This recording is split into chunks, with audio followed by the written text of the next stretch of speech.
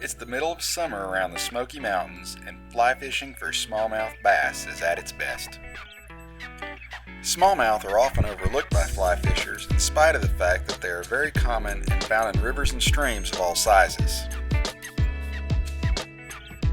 Large rivers like the Holston and the French Broad have some really nice fish, but streams offer more opportunities to anglers without boats.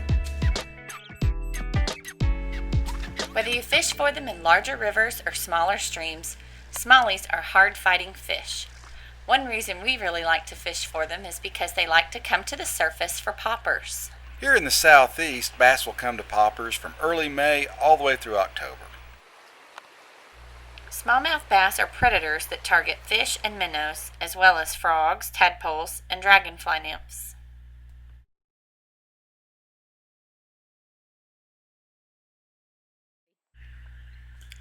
Fly fishing for smallmouth isn't that different than fly fishing for trout. Target drift lines and pay special attention to slow currents. Let the ripples from your popping bug dissipate while taking in slack from your line. Then give the popper a sharp pop and let it sit a little longer.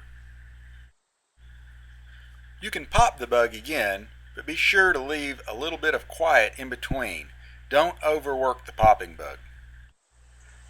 Poppers are kind of the hand grenade of fly fishing because you don't have to be very precise about where you place them. It's the pop that calls the fish in. When fishing with a popper, make sure you keep the slack out of your line and your rod tip close to the surface of the water. Keeping your line tight ensures that every time you strip your line or move your rod tip, it gives action to your popper. This allows you to make a loud pop or just a slight twitch of the legs. Popping the bug at the wrong time can put fish off.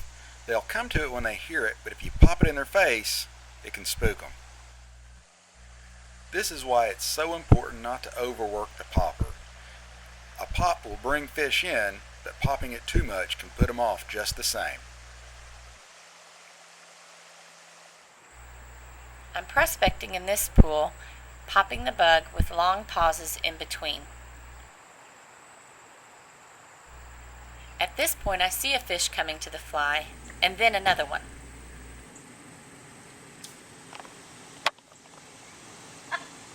That wasn't even him. Here's a great example of patience with a popper. Charity cast the fly across the stream to some rocks in the slow current. About now you'll see some bait skipping upstream as a bass is in pursuit. She doesn't pick up the fly, she just makes a few pops to attract the fish's attention.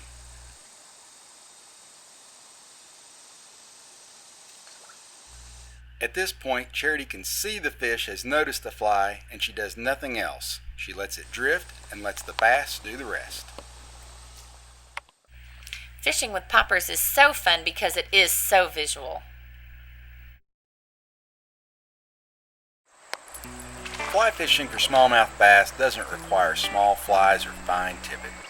7.5 foot leaders tapered to 1X will turn over wind-resistant poppers well. On streams we'll use 5 or 6 weight rods, and on the larger rivers we'll use 6 or 7 weight rods.